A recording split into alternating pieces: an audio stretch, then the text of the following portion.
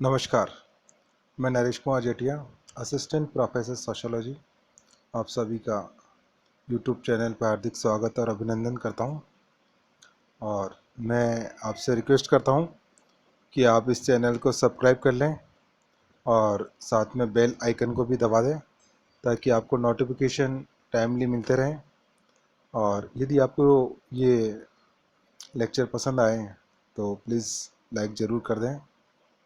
तो आज मैं आपको सोशियोलॉजी का एक टॉपिक नेचर ऑफ सोशियोलॉजी यानी कि समाजशास्त्र की प्रकृति के बारे में बताने जा रहा हूँ।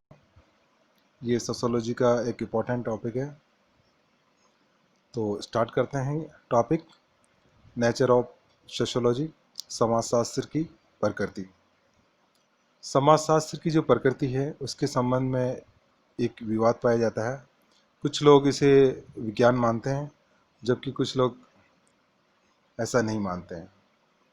तो इसकी वास्तविक प्रकृति को समझना ज़रूरी होता है कि वास्तव में ये विज्ञान है या नहीं है।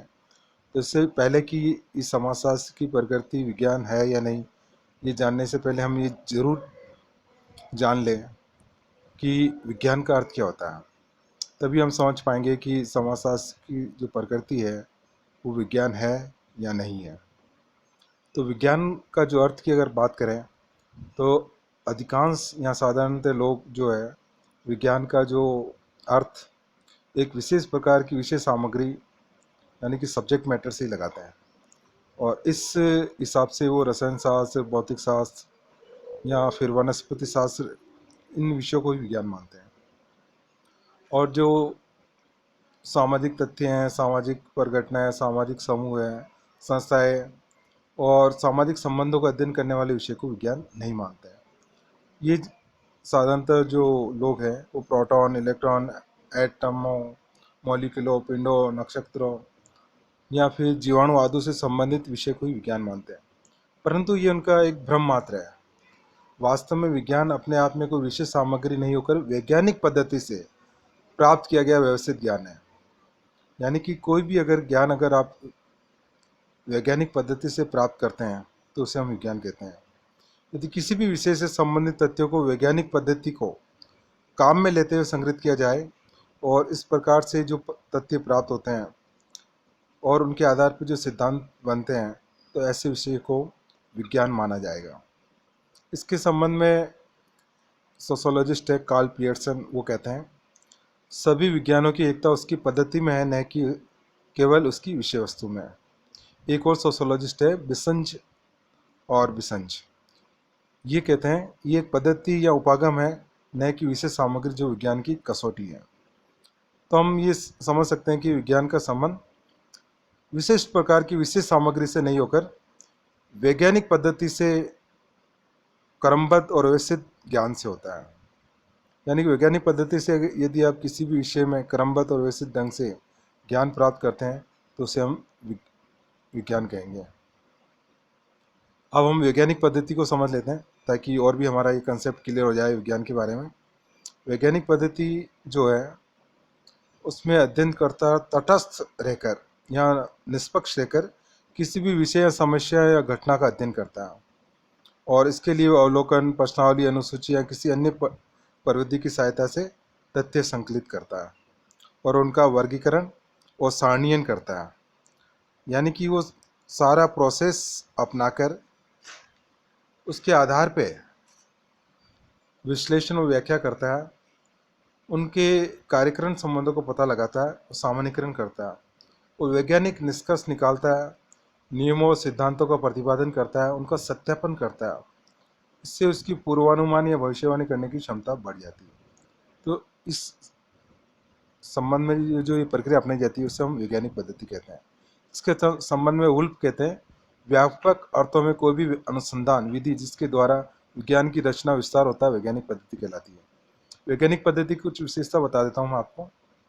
इसमें ज्ञान का जो आधार होता है वैज्ञानिक पद्धति होती है। अवलोकन द्वारा तथ्यों को एकत्रित किया जाता है और तथ्यों का वर्गीकरण और विश्लेषण किया जाता है, क्या है का उल्लेख किया जाता है, कार्यक्रम संबंधों की विवेचना की जाती है, सिद्धांतों की स्थापना की जाती है, सिद्धांतों की पुनर्परीक्षा इसमें संभव होती है सिद्धांत जो होते हैं वो सार्वभौमिक होते हैं, यूनिवर्सल होते हैं, किसी भी समय काल और परिस्थिति में वो एक जैसे होते हैं और उसमें भविष्यवाणी करने की क्षमता होती है, तर्क को प्रधानता दी जाती है और वस्तुनिष्ठता होती है। तो ये वैज्ञानिक पद्धति की विशेषता होती है। इसके साथ में वैज्ञानिक पद्धति के चरण भी होते हैं, जिसके आधार पे स्टेप बाय स्टेप किसी भी विषय का अध्ययन किया जाता है, समस्या का चुनाव किया जाता है, उद्देश्यों का निर्धारण किया जाता है, प्राकल्पना का निर्माण किया जाता है, अध्ययन क्षेत्र और अध्ययन इकाई का निर्धारण किया जाता है, अध्ययन पद्धति और उपकरणों का चुनाव किया जाता है, अवलोकन किया जाता है, तथ्यों का संकलन एवं वर्गीकरण किया जाता है, सामान्यीकरण किया जाता है, नियमों की जांच एवं पुनः परीक्षण किया जाता है और उसके आधार पर सिद्धांतों का निर्माण किया जाता है और उसके आधार पर भविष्यवाणी भी की जाती है। विज्ञान के कुछ प्रमुख तत्व होते हैं जिसमें हम कह सकते हैं अवलोकन है, सत्यापन और वर्गीकरण किया जाता है, सामान्यीकरण किया जाता है, भविष्यवाणी और वैज्ञानिक प्रवृत्ति होती है। ये विज्ञान के प्रमुख तत्व होते हैं। और इसके साथ विज्ञान के लिए कुछ और भी आवश्यक बातें हैं। इसमें तथ्यों को एकत्रित करने के बाद में वैज्ञानिक पद्धति का प्रयोग किया जाता है और अवलोकन विधि को काम में लिया जाता है। अवलोकन यानी कि हम ऑब्जर्वेशन करते हैं, वो सहभागी हो सकता है, ऐसा असहभागी हो सकता है। और जो तथ्य होते हैं वास्तविक तथ्यों का उसका यथावत चित्रण किया जाता है, जो भी जैसे है उसको उसी रूप में प्रस्तुत किया जाता है, क्या है क्या स्पष्ट उल्लेख किया जाता है। साथ में कार्यक्रम संबंधों को स्पष्ट विवेचना की जाती है, निष्कर्ष जो होते हैं वो प्रामाणिक हो और उसमें सत्यता की जांच की जा चुकी हो। निष्कर्ष जो है सर्वव्यापी होने चाहिए इसमें, यानी कि निष्कर्ष जो होते हैं सभी द्वारा सामान्य तौर पे स्वीकार किए जाते हो और जो भी तथ्य एकत्रित किए जाते हैं उसके आधार पर भविष्यवाणी की जा सकती है। तो ये विज्ञान के लिए आवश्यक तत्व है, जिसके आधार पर हम समझ सकते हैं कि वैज्ञानिक पद्धति के आधार पर किस प्रकार किसी भी विषय का अध्ययन करने पे जो सिद्धांतों का निर्माण किया जाता है वो विज्ञान होता है। अब बात ये आती है कि क्या समाजशास्त्र को विज्ञान माना जाए। तो इस आधार पर यदि हम जो विज्ञान को हम समझने के बाद में समाजशास्त्र को विज्ञान के मानने के लिए जो प्रमुख आधार या कसौटियाँ वो मैं बताने जा रहा हूँ। सबसे पहली बात है कि समाजशास्त्रीय जो ज्ञान है उसका आधार वैज्ञानिक पद्धति है, यानी कि जो भी इसमें ज्ञान इसमें एकत्रित है, जो संकलित है, वो वैज्ञानिक पद्धति के आधार पर है। कहो तो लोकोक्तियाँ या मुहावरे यहाँ सुनी सुनाई बातों के ऊपर आधारित नहीं है।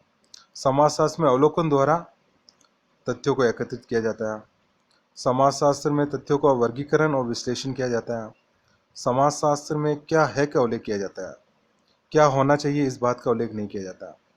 समाजशास्त्र में कार्यक्रम संबंधों की विवेचना की जाती है। समाजशास्त्र में सिद्धांतों की स्थापना की जाती है।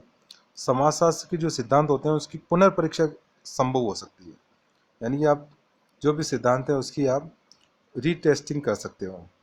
और समाजशास्त्र के सिद्धांत जो होते हैं यूनिवर्सल यानी कि सार्वभौमिक हैं, सभी जगह पे लगभग समान रूप से लागू होते हैं और समाजशास्त्र में भविष्यवाणी करने की क्षमता है। तो ये प्रमुख आधार है जिसके आधार पर समाजशास्त्र को विज्ञान कहा जा सकता है। इसके बावजूद समाजशास्त्र की जो वैज्ञानिक प्रकृति है इसके विरुद्ध कुछ आपत्तियां हैं। एक तो इसमें क्या है कि वैश्विकता यानी कि तटस्थता का अभाव है, क्योंकि समाजशास्त्र की जो प्रमुख इकाई होती है वो एक व्यक्ति होता है और व्यक्ति ही इसका अध्ययन करता है। समाजशास्त्र का एक सदस्य होने के नाते कई बार वो तटस्थ उसका रहना संभव नहीं होता। फिर सामाजिक घटनाओं की जटिलता होती है, सामाजिक घटनाओं को समझना आसान नहीं होता। जिस प्रकार इसको जो इसकी इकाइयाँ है उसको लैब में परीक्षण किया जाना संभव नहीं होता। यद्यपि संपूर्ण समाज इसका जो एक प्रयोगशाला होती है, लेकिन इसके बावजूद भी सामाजिक घटनाएं जो होती है उसकी जटिलता काफ़ी होती है। फिर सामाजिक घटनाओं की जो प्रकृति है वो गतिशील है, समय काल और परिस्थिति के अनुसार इसमें परिवर्तन होता रहता है। एक व्यक्ति दूसरे व्यक्ति को यदि थप्पड़ मारता है तो जरूर नहीं कि वो उसकी प्रतिक्रिया क्या होगी ये कहना संभव नहीं होगा। ये व्यक्ति के व्यवहार और संस्कार के ऊपर निर्भर करता है। और साथ में इसमें सामाजिक घटना जो है उसकी सार्वभौमिकता का अभाव पाया जाता है, यानी सभी जगह सामाजिक घटनाएं जो होती है वो एक स्वरूप नहीं होती है। इसके साथ हम ये भी कह सकते हैं कि सामाजिक घटनाओं का जो मेजरमेंट है उसमें बहुत कठिनाई आती है, और इसमें कार्यकरण संबंधों का भी अभाव पाया जाता है। समाजशास्त्र की सबसे बड़ी समस्या ये भी है कि इसमें प्रयोगशाला का अभाव होता है। हम जो इसकी इकाई है, व्यक्ति है, समाज है, परिवार है, इसको हम लैब के अंदर टेस्ट नहीं कर सकते। किसी एक जगह पे उसके अपने अनुरूप इसके ऊपर अध्ययन करना संभव नहीं होता है, और समाजशास्त्र में जो है भविष्यवाणी करना भी आसान नहीं होता है, भविष्यवाणी करने में ये असमर्थ है। तो ये कुछ समाजशास्त्र की जो वैज्ञानिक प्रकृति है इसके विरुद्ध कुछ आपत्ति है। इन सब के बावजूद हम समाजशास्त्र की अगर वास्तविक प्रकृति की बात करें तो हम कह सकते हैं कि समाजशास्त्र एक सामाजिक विज्ञान है, न कि प्राकृतिक विज्ञान। ये सोशल साइंस है, नेचुरल साइंस नहीं है। दूसरा, समाजशास्त्र एक निरपेक्ष या वास्तविक विज्ञान है, न कि आदर्शात्मक। और नेक्स्ट है, समाजशास्त्र जो है एक विशुद्ध विज्ञान है, न कि व्यवहारिक विज्ञान। और इसी क्रम में समाजशास्त्र जो है एक अमूर्त विज्ञान है, न कि मूर्त विज्ञान। यानी कि समाजशास्त्र को हम भौतिक रूप से नहीं देख सकते, एक अमूर्त विज्ञान है। समाजशास्त्र एक सामान्यीकरण वाला विज्ञान है, न कि विशेषीकरण वाला विज्ञान। और समाजशास्त्र जो है एक तार्किक और साथ ही अनुभवात्मक विज्ञान है। और लास्ट पॉइंट है, समाजशास्त्र एक सामान्य विज्ञान है, न कि विशेष विज्ञान। तो इस आधार पे हम समझ सकते हैं कि समाजशास्त्र की वास्तविक प्रकृति क्या है। Thank you.